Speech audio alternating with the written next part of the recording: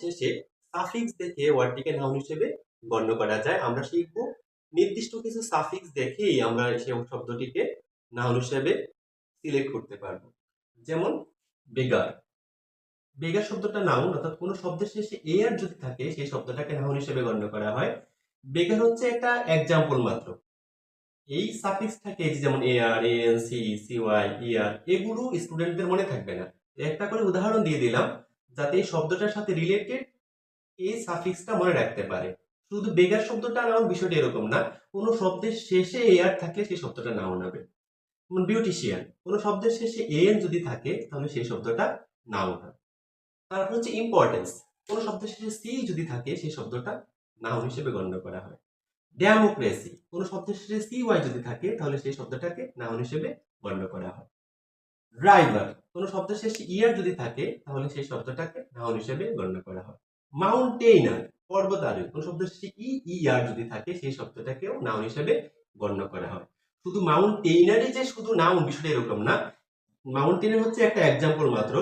ইয়ার যদি কোনো শব্দের শেষে থাকে সেই প্রত্যেকটা শব্দই নাউন হবে। সার্জন, শল্য চিকিৎসক, কোনো শব্দের শেষে ওয়ান যদি থাকে তাহলে সেই শব্দটাকে নাউন হিসেবে গণ্য করা হয়। কাল্টিভেটর, কোনো শব্দের শেষে ওয়ার্ড থাকলে সেই শব্দটাও নাউন হবে। নেসেসিটি, কোনো শব্দের শেষে টিওয়াই যদি থাকে সেই শব্দটাকে নাউন হিসেবে গণ্য করা হয়।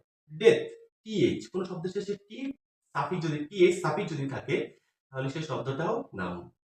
পারমিশন, এসআই ওয়েন, কোন শব্দের শেষে এসআই ওয়েন থাকলেও শব্দটা নাউন হিসেবে গণ্য করা হয়। এডুকেশন, টিআই ওয়েন, কোন শব্দের শেষে যদি টিআই ওয়েন থাকে সাফিক্স তাহলে সেই শব্দটা নাউন। সাকসেস, ই ডাবল এস যদি কোনো শব্দের শেষে থাকে সেই শব্দটাও নাউন।